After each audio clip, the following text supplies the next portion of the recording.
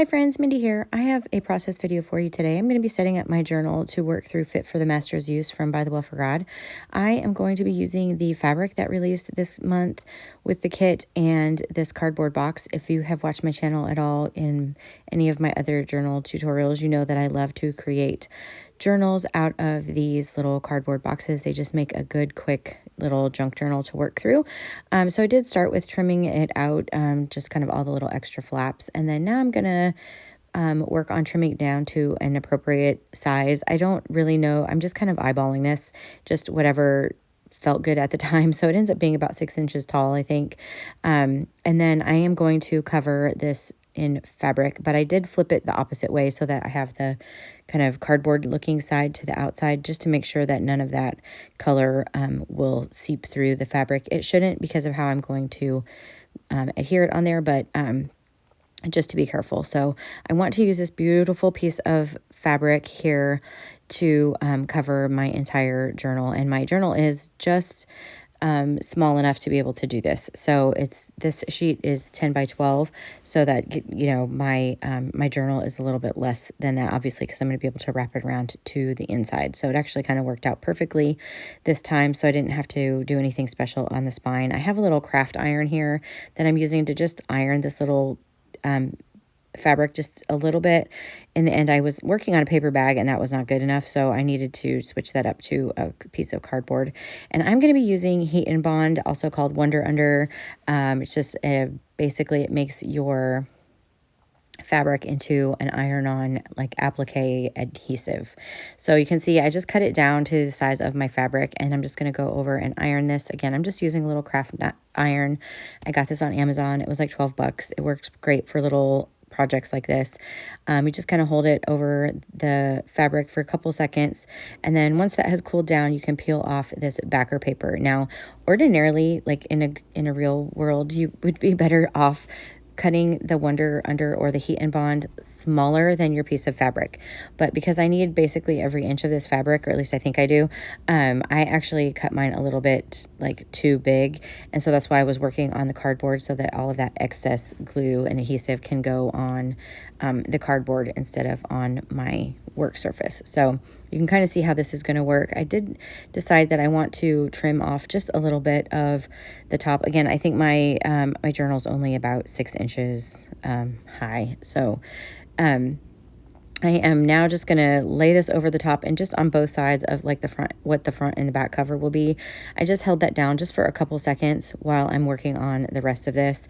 And I know my iron is face down over there. I have it on a nonstick thing, so it's not hurting my work surface at all. So just throwing that out there. But I am trimming out these corners, just kind of cutting out some triangles, so that when I fold this, I'm going to get a nice mitered edge, and I don't have a lot of excess bulk in the corners.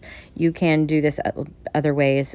This is just what I find works best for me. So I'm folding this over, and then I'm just kind of using my iron here on the inside to heat up that that Heat and Bond, and then it's going to adhere to this cardboard. And so you can kind of see it just takes a couple seconds, and I did the two sides, the left and right side, and now I'm going to do the bottom, and then I'll go to the top. And you can see here it just takes a couple seconds, and I will then flip it over and do the front side. I had it just kind of tacked in place just so that it wouldn't wiggle around while I was trying to cut and wrap. I just find that this works best for me personally, so you can kind of see how that works. And then while this is still a little bit warm here, I'm just going to bend my spine, and that's just going to make sure that everything stays really nice and pliable. And then I'm going to come back through here now and make sure that the fabric is adhered to the cover. And then I want to add a little bit of interest on the spine, and I want to add this beautiful teal fabric. So I'm just going to trim down a section of this. I want the raw edge of this, so I'm going to kind of tear it with my scissors. I'm going to kind of start it with my scissors and then tear it. And then I'm actually going to kind of eyeball how much I want of this. I want it to kind of wrap around my spine, but I want to keep enough of that fabric because it's just such beautiful fabric. So you can kind of see I'm just going to eyeball this, and then I will use my scissors kind of on the opposite side so I can trim down and get it evenly spaced from the front to the back. and then I will trim this down a little bit as well for the height. And then I'm going to cut down a piece of that same heat and bond, and this time I'm actually going to cut it a little bit smaller than my fabric, because where those frayed edges are, I don't want that glued down. I want them to kind of be free. So you can kind of see I did that same process. I ironed it, I pulled the backer off, and now I'm going to add it over the spine, just trying to make sure that it's evenly spaced for across the spine and the front and back cover. And then I'm going to do like the center spine here first, and then the edges, and then I will flip it over and wrap it around to the middle, just making sure everything is tucked down. But again, the adhesive part doesn't go all the way to the edge, because I wanted to keep that kind of frayed edge of the fabric. So you can kind of see how all of that is going to look. And then the inside is going to get covered up with paper. So it should be fine. Of course, you could do fabric on the inside as well if you wanted to. But I just wanted to do some of the paper. So I pulled out a couple pieces that coordinated. These are from the kit. And I liked this one that has this kind of leathery texture to it. And so I'm taking two pieces and I'm just kind of marking them with my pencil, and I'm going to trim them down with my trimmer at the same time, just so that they're the same size. There will be a little bit of an overlap in the spine section, but that is going to be just fine. I'm not going to be sewing a spine into this, so I don't have to worry about that extra layer. But I'm going to take these now, and you could cover these with really any kind of glue, but I'm going to use a double-sided adhesive. Mine is the scrapbook.com version. Of course, if you have score tape, that would work too. I have this in different sizes, so I really like this really wide one for covering journals. And so I'm going to pull the backer paper off here kind of in sections, just to give me a little flap to kind of work with. That way I can make sure I have it in the right position before I stick it down, because this is very sticky adhesive, and I want to make sure that I have it exactly where I want it. So this kind of helps so that you don't accidentally stick it in the wrong place. And then I kind of adhere the top, and then I'm going to go under there and pull out the rest of those backer papers. And then I'm going to burnish everything down really well, especially in that seam or the fold of the spine. And so I have my bone folder. I'm just kind of running that along there. I'm just really kind of working that, just taking my time really here to make sure that I get the fold of that spine to work well. And this, I'm doing the same thing now with this back section. So you can see here in the middle of the spine where this is going to overlap. But by the time I get my signatures in there, you will never notice that it's like that. So I'm just making sure to line up this other end paper so that it's even all the way across. And then I'm going to do that same exact process with my bone folder, working that seam. And then as I work in the journal, this will kind of soften up just a little bit. For right now, it's pretty stiff, but it will be fine.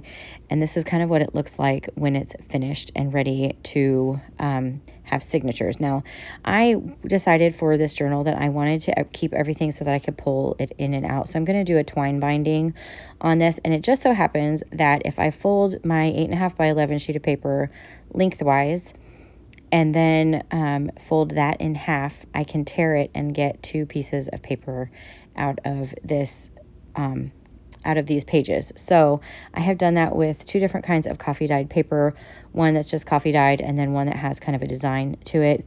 And then to each of these signatures, I'm going to have 5 signatures. I am going to add a piece of the pattern paper from Bythewell4God and one of the little file folders, just so that I have a different kind of page in every signature, different size, different texture, and just some interest as I'm working through. And then of course, because these aren't going to be sewn in, if I want to add something or take something out, I can do that as I'm working through the journal. I really wanted the freedom to be able to do that for this particular journal, because I have a feeling that there are going to be a lot of notes and personal reflections and things that I want to include in here. I might add some envelopes at some point too. But for right now, I'm just kind of giving the main structure of my journal.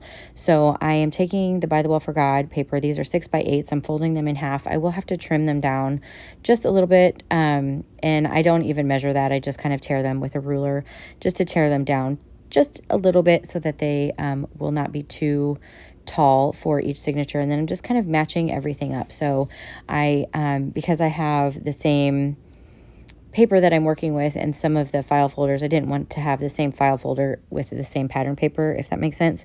And then when I'm putting my signature together, I'm also putting them together in different orders. So sometimes the pattern paper will be on the outside, sometimes it will be a coffee dyed paper on the outside, just for some interest as I'm working through. And like I said, I am making 5 signatures, and they each will have a sheet of coffee dyed paper, a sheet of the patterned coffee dyed paper, a file folder, and then one of the printed pattern papers from Bythewell. You can see here how I'm just kind of tearing this with a ruler, just holding it down really well. Certainly if you don't like the rough edges, trim that down with a trimmer, but I like all the different textures and all of that. And I'm just going to make all 5 of my little signatures there and have them set off to the side. And so again, I'm doing a twine binding. So I'm starting with the outside, and I'm making a long piece of, I'm leaving a long piece of twine, and I'm going to wrap this twine around my spine so that I have 5 pieces on the inside, so that I have 5 places to hold my signatures. So you could, however many signatures you want to add, you just keep winding it around. I'm making sure that they're not overlapping, just double checking on the count of it. And then I'm going to trim that down here. And now I'm going to take these 2 edges. So I have one coming up from the top and one coming up from the bottom. And I'm going to take them and cross them over the top here on the outside of those other strings, and then the one that's on the left, I'm going to tuck it underneath and all the way over to the right, and that's going to pull everything together nice and neatly.